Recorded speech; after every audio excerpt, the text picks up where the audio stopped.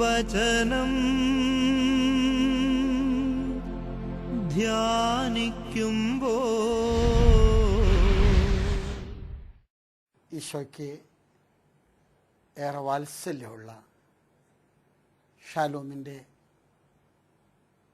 പ്രേക്ഷകരെ, മഹത്വത്തിൻ്റെ സാന്നിധ്യം എന്ന ഈ ശുശ്രൂഷയിൽ വീണ്ടും നിങ്ങളെ കണ്ടുമുട്ടി ദൈവിക ദൂത് നിങ്ങളൊത്ത് പങ്കുവയ്ക്കാൻ കർത്താവ് കൃപ നൽകുന്നതിനെ ഓർത്ത് ഞാൻ അവിടുത്തെ മഹത്വപ്പെടുത്തുകയാണ്. ദൈവം നിങ്ങളെയൊക്കെ ഈ ദൂതിലൂടെ സ്പർശിക്കാനും ദൈവത്തിൻ്റെ വലിയ കൃപകൾ നിങ്ങൾക്ക് അനുഗ്രഹമായിട്ട് തീരാനും നമുക്ക് പ്രാർത്ഥിക്കാം. ആത്മാവിൻ്റെ നിറവിന് വേണ്ടി ആത്മാവ് നമ്മളിൽ ഇറങ്ങി വന്ന് ഈ ശുശ്രൂഷയെ സ്പർശിക്കുന്നതിന് വേണ്ടി നമുക്ക് ദൈവത്തോട് പ്രാർത്ഥിക്കാം. പ്രാർത്ഥനയോടുകൂടെ നമുക്ക് ഈ ശുശ്രൂഷ സമാരംഭിക്കാം. സ്നേഹന്മാരിൽ നിറഞ്ഞപ്പോ ശക്തിയെ നയിക്കണേ. സ്നേഹന്മാരിൽ നിറഞ്ഞപ്പോ ശക്തിയേകി നയിക്കണേ. സ്നേഹന്മാരിൽ നിറഞ്ഞപ്പോ ശക്തിയേകി നയിക്കണേ.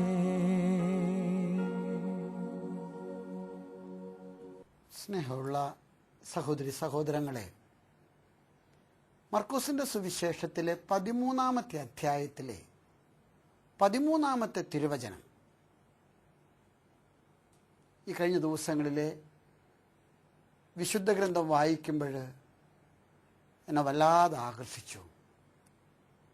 ഒരുപക്ഷെ ഞാൻ എത്രയോ പ്രാവശ്യം വായിച്ചിട്ടുള്ളൊരു തിരുവചനമാണെങ്കിൽ പോലും ഈ വചനത്തിനകത്ത് ദൈവം എന്തോ നിഗൂഢമായ രക്ഷാകരമായ രഹസ്യങ്ങൾ ഒളിച്ചു വെച്ചിരിക്കുന്നത് പോലെ എനിക്ക് തോന്നുന്നു.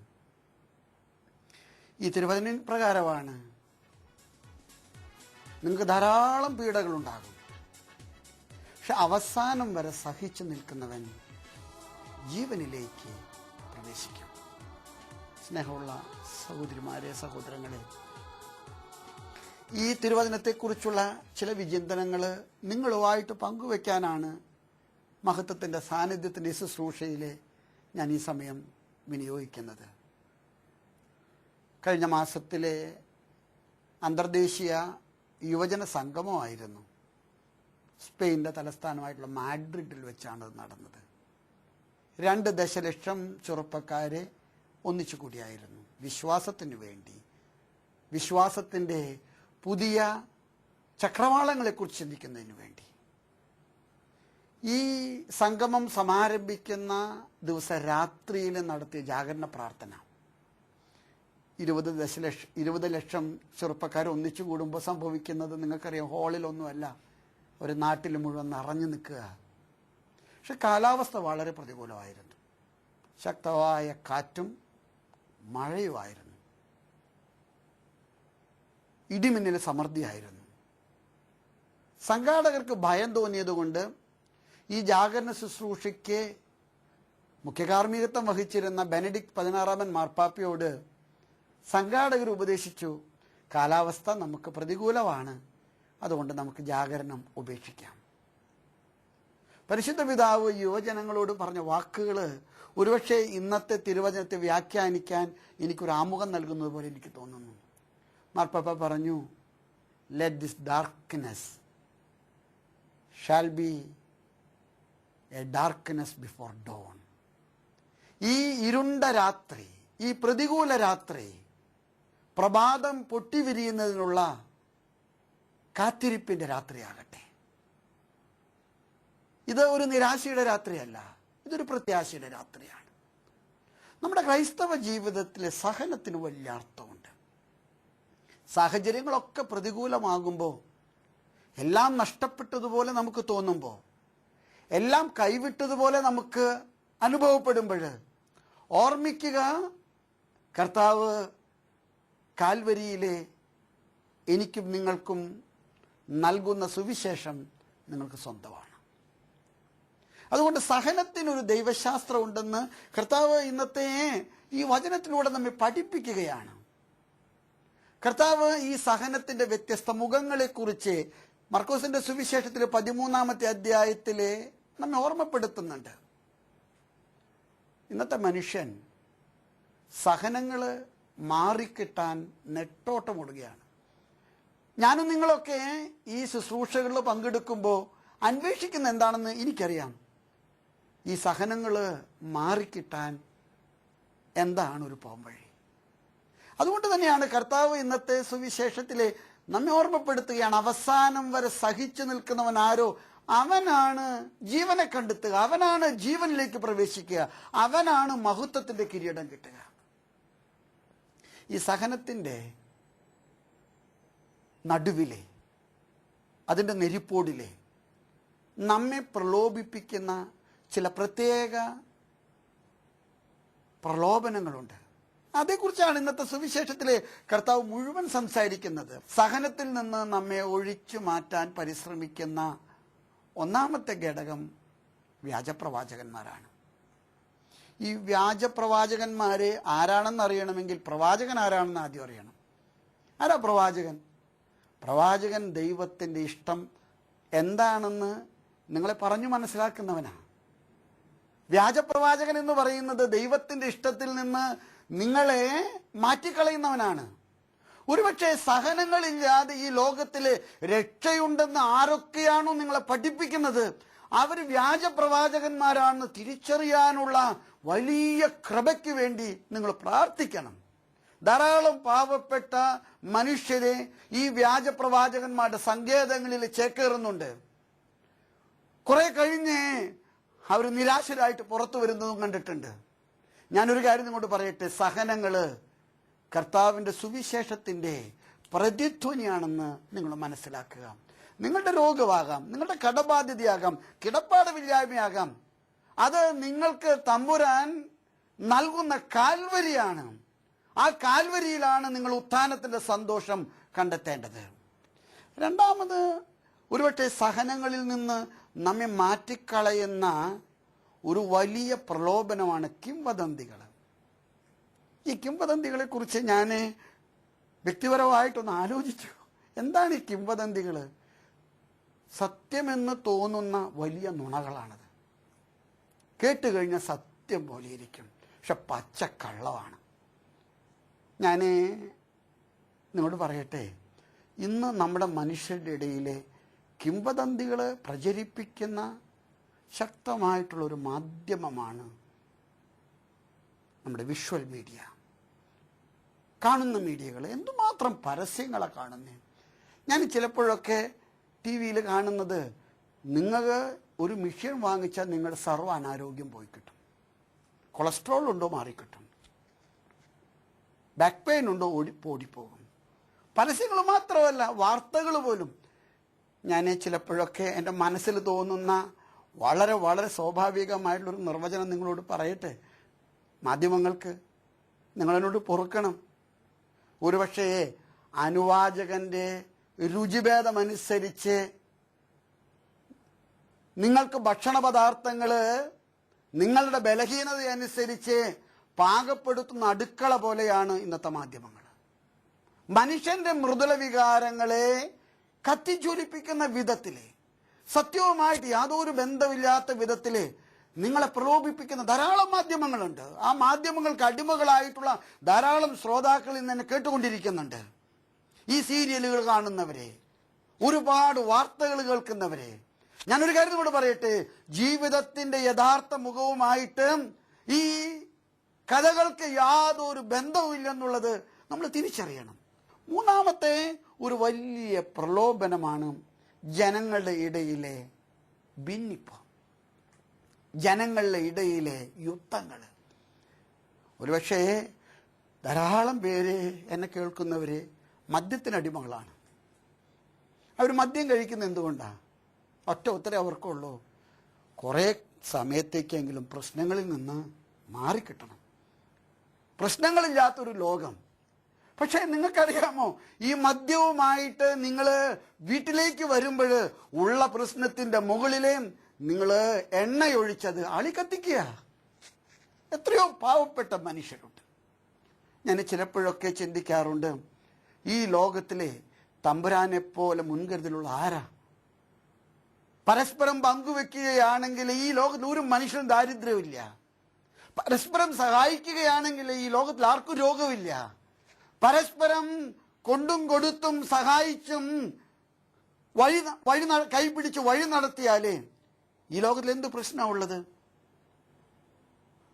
അക്രമങ്ങൾ കൊണ്ട് ഈ ലോകത്തിലെ സഹനത്തെ മാറ്റാൻ ആഗ്രഹിക്കുന്ന ആളുകളുണ്ട്. കഴിഞ്ഞ ദിവസം ഞങ്ങൾ പത്രത്തിൽ വായിച്ചൊരു വാർത്ത എൻ്റെ മനസ്സിന് ഒരുപാട് അസ്വസ്ഥമാക്കി. മദ്യപിച്ചു വന്ന ഒരു അപ്പനെ മകൻ തലയ്ക്കടിച്ച് കൊന്നുകളഞ്ഞു.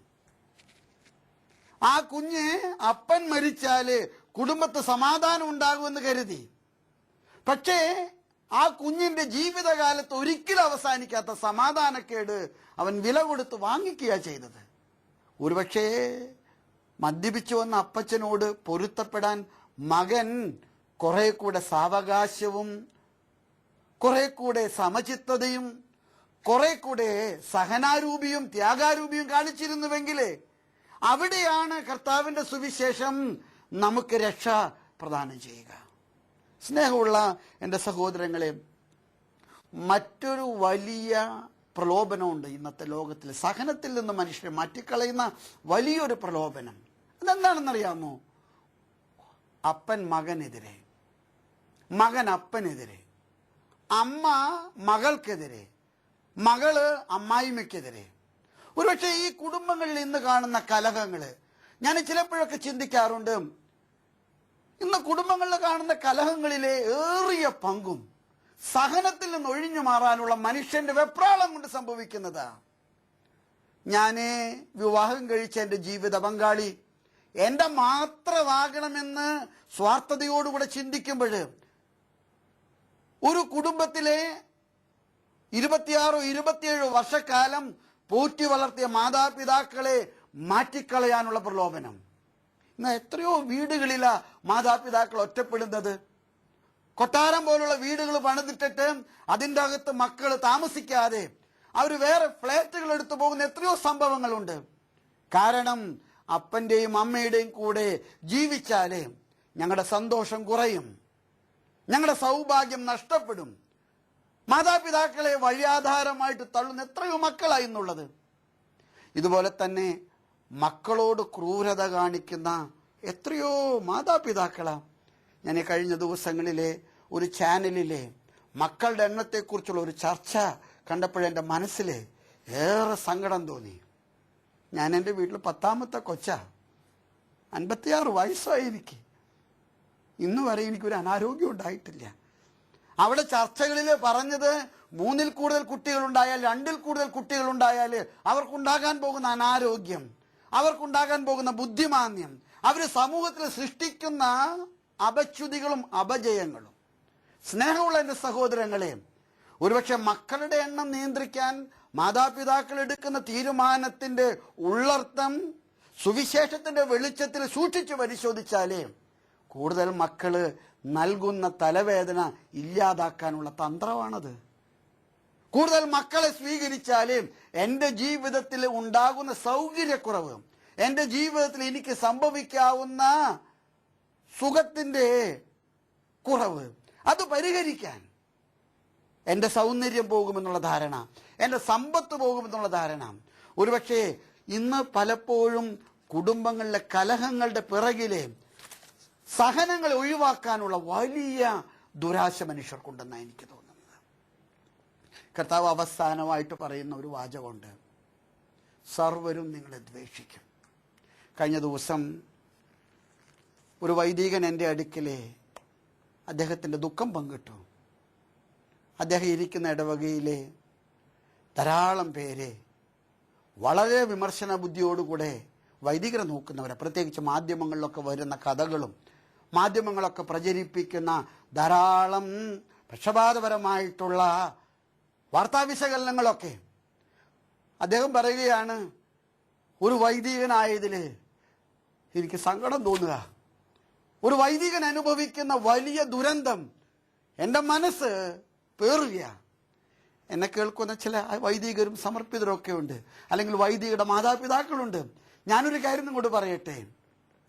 തട്ടിൽ പിതാവ് എല്ലാവർക്കും സ്വീകാര്യനാണെന്ന് ആരെങ്കിലും നിങ്ങളോട് പറഞ്ഞാലേ നിങ്ങൾ മനസ്സിലാക്കിയേക്കണം, കർത്താവിൻ്റെ സുവിശേഷവുമായിട്ട് തട്ടിൽ പിതാവിനൊരു ബന്ധവുമില്ലെന്ന്. ഒരുപക്ഷെ നിങ്ങളെ എതിർക്കുകയും നിങ്ങളെ ചോദ്യം ചെയ്യപ്പെടുകയും ചെയ്യുമ്പോൾ നിങ്ങൾ ഓർമ്മിക്കുക, നിങ്ങൾ സുവിശേഷത്തിൻ്റെ നടുവിലാണ്. അതുകൊണ്ട് പ്രത്യേകിച്ച് വൈദിക ജീവിതത്തെക്കുറിച്ചും സമർപ്പിത ജീവിതത്തെക്കുറിച്ചൊക്കെ ഇന്ന് നടക്കുന്ന കോലാഹലങ്ങളുടെ നടുവിൽ ഞാൻ നിങ്ങളോട് പറയട്ടെ, ഞാനും നിങ്ങളും മനസ്സിലാക്കുക, ഈ സഹനങ്ങളുടെ തീച്ചൂളയിലാണ് കർത്താവ് സുവിശേഷത്തിൻ്റെ മഹനീയ പ്രഭ എനിക്കും നിങ്ങൾക്കും നൽകുന്നത്. അതുകൊണ്ട് നിങ്ങൾ ആരും അതേക്കുറിച്ചൊന്നും നഷ്ടതയിലാകരുത്. നമ്മുടെ കുറവുകളെക്കുറിച്ച് ആളുകൾ നമ്മളെക്കുറിച്ച് പരാതിപ്പെടുമ്പോൾ നിങ്ങൾ ആലോചിക്കണം, ആത്മശോധന ചെയ്യണം. എൻ്റെ കുറവുകൾ ആളുകൾക്ക് പ്രലോഭനത്തിന് കാരണമാകുന്നുണ്ടെങ്കിൽ ഞാൻ മനസ്സിലാക്കണം, കർത്താവ് എന്നിൽ നിന്ന് ആവശ്യപ്പെടുന്ന സഹനത്തിന് ഞാൻ സന്നദ്ധനാകാത്തത് കൊണ്ടാണ് ജനം എന്നെ വിമർശിക്കുന്നത്. അല്ല, ഞാൻ എൻ്റെ ആത്മാർത്ഥതയിലും എൻ്റെ സത്യസന്ധതയിലും എൻ്റെ വിളി 100% കർത്താവിന് ഹിതകരമായ വിധത്തിൽ ചെയ്തിട്ടും എന്നെ ആളുകൾ വിദ്വേഷിക്കുന്നുണ്ടെങ്കിൽ, എന്നെ പരിഹസിക്കുന്നുണ്ടെങ്കിൽ ഓർക്കുക, നിങ്ങൾ കർത്താവിൻ്റെ കുരിശിൻ്റെ മറുപുറത്തുണ്ട്. നിങ്ങളുടെ സഹനം കർത്താവിൻ്റെ ഉത്ഥാനത്തിലുള്ള പങ്കാളിത്തമാണ്. ഞാനിത് അവസാനിപ്പിക്കുന്നതിന് മുൻപ് കർത്താവ് നൽകിയൊരു പ്രത്യാശ കൂടെ പറഞ്ഞിട്ട് അവസാനിപ്പിക്കുക. ഈ സഹനങ്ങളുടെ ഒക്കെ നടുവിലെ നിങ്ങൾ നിരാശപ്പെടരുതെന്ന് കർത്താവ് പറഞ്ഞിട്ട് പറയുക, ഞാൻ നിങ്ങൾക്ക് എൻ്റെ ആത്മാവിന് നൽകും. കർത്താവിൻ്റെ ആത്മാവ് നമുക്ക് നൽകുന്ന 2 വലിയ കൃപകൾ അത് സൂചിപ്പിച്ച് ഞാൻ നിർത്തുക. ഒന്നാമത്തെ കൃപ എന്താണെന്നറിയാമോ? എൻ്റെ സഹനങ്ങൾക്ക് ഒരു അർത്ഥമുണ്ടെന്ന് കർത്താവ് എന്നെ പഠിപ്പിക്കണം. എൻ്റെ സഹനങ്ങൾ അവസാനമല്ല, അതൊരു ഈറ്റുനോവാണ്. ഒരു പുതിയ പന്തക്കുസ്തായുടെ പ്രസവ വേദനയാണ്. ഒരു പുതിയ രക്ഷയുടെ ചക്രവാളമാണ്. അത് കർത്താവ് എന്നെ മഹത്വപ്പെടുത്തുന്നതിൻ്റെ ഒരു മുന്നാസ്വാദനമാണ്. ദുഃഖവെള്ളിയാഴ്ചയ്ക്ക് മുൻപ് ഉത്ഥാനം പ്രതീക്ഷിക്കരുത്. ദുഃഖവെള്ളിയാഴ്ചയ്ക്ക് ശേഷമാണ് ഉത്ഥാനമുള്ളത്. അതുകൊണ്ട് ധൈര്യമായിട്ടിരിക്കുക. സഹനത്തിനൊരു അർത്ഥമുണ്ടെന്ന് കർത്താവ് പഠിപ്പിക്കുന്നു. 2, പരിശുദ്ധാത്മാവും നമുക്ക് നൽകുന്ന വലിയൊരു കൃപയുണ്ട്, അവസാനം വരെ നിലനിൽക്കാനുള്ള വലിയ വരം. കർത്താവ് എൻ്റെ സഹനത്തിനൊരവസാനം കരുതിയിട്ടുണ്ട്. ആ അവസാനം വരെ ഈ സഹനത്തിൻ്റെ പാനപാത്രം പേറാൻ എനിക്ക് കഴിവ് നൽകുന്നത് എൻ്റെ മാനുഷിക ശക്തിയല്ല, ആത്മാവിൻ്റെ കൃപയാണ്, ആത്മാവിൻ്റെ വരവാണ്. അതുകൊണ്ട് ആത്മാവിനെ നിങ്ങൾ മുറുകെ വിളിക്കണം, ആത്മാവെ നിറയണമെന്ന് നിങ്ങൾ പ്രാർത്ഥിക്കണം. ഓർമ്മിക്കുക, നിങ്ങളെ കർത്താവ് ക്ഷണിക്കുന്നത് ഉത്ഥാനത്തിൻ്റെ മാധുര്യത്തിലേക്കാണ്, രക്ഷയുടെ നിറവിലേക്കാണ്. അതുകൊണ്ടാണ് കർത്താവ് പറയുന്നത്, അവസാനം വരെ പിടിച്ചു നിൽക്കുന്നവൻ ആരോ അവൻ രക്ഷ പ്രാപിക്കും, അവൻ നിത്യജീവൻ കണ്ടെത്തും. എന്നെ കേൾക്കുന്ന ശ്രോതാക്കളെ, നമ്മുടെ ശുശ്രൂഷയുടെ പേര് മഹത്വത്തിൻ്റെ സാന്നിധ്യം എന്നാണ്. ഈ ശുശ്രൂഷ കേൾക്കുന്ന നിങ്ങൾ പലരും, കാണുന്ന നിങ്ങൾ പലരും ഈ ശുശ്രൂഷയുടെ അവസാനം നിങ്ങളുടെ പ്രശ്നങ്ങൾക്ക് പ്രതിവിധി ഉണ്ടാകുമെന്നാണ് കരുതുന്നത്. പ്രതിവിധി ഉണ്ടെന്ന് തന്നെയാണ് ഞാൻ നിങ്ങളെ അറിയിക്കുന്നത്. പക്ഷെ പ്രതിവിധി കർത്താവിൻ്റെ സുവിശേഷത്തിൻ്റെ നിറവാണ്. നിങ്ങളുടെ സഹനങ്ങളെ, നിങ്ങളുടെ ദുഃഖങ്ങളെ, നിങ്ങളുടെ മുറിവുകളെ, നിങ്ങളുടെ വേദനകളെ പ്രത്യാശയോടുകൂടെ കാൽവരിയിലേക്ക് സംവഹിക്കാൻ കർത്താവ് നിങ്ങളെ പ്രാപ്തരാക്കട്ടെ. കാലാവസ്ഥ പ്രതികൂലമാണ്, കൊടുങ്കാറ്റുണ്ട്, പേമാരിയുണ്ട്. ഈ ജാഗരണം നമുക്കിവിടെ നിർത്താമെന്ന് ഉപദേശിച്ചവരോട് മാർപ്പാപ്പ പറഞ്ഞ വാക്കുകൾ ഓർക്കുക. Let this darkness shall be the darkness before the dawn. ഈ അന്ധകാരം പ്രഭാതം പൊട്ടിവിടർന്നതിനുള്ള ഈറ്റുനോവാണ്. കാത്തിരിക്കുക. കർത്താവ് നിങ്ങളെയും നിങ്ങളുടെ കുടുംബങ്ങളെയും നിങ്ങളുടെ നിയോഗങ്ങളെയും അവിടുത്തെ വലിയ കൃപ കൊണ്ട് അനുഗ്രഹിക്കാൻ ഇടയാകട്ടെ. ആമേൻ. നിത്യസ്നേഹത്താൽ എന്നെ സ്നേഹിച്ചു, നിത്യസ്നേഹത്താൽ എന്നെ സ്നേഹിച്ചു.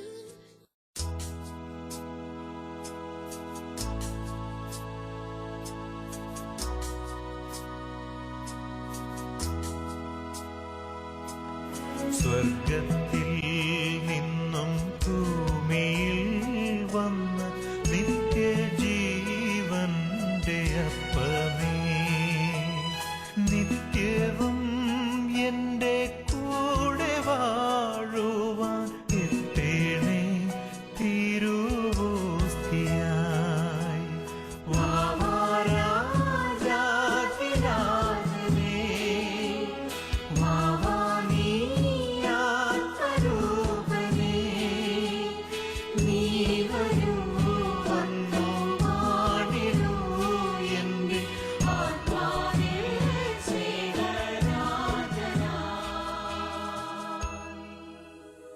ദിവ്യകാരുണ്യമായി പരിശുദ്ധ കുർബാനയായി നമ്മുടെ മധ്യേ കടന്നു വന്നിരിക്കുന്ന കർത്താവിന്റെ സാന്നിധ്യം നമുക്ക് അനുഭവിക്കാം.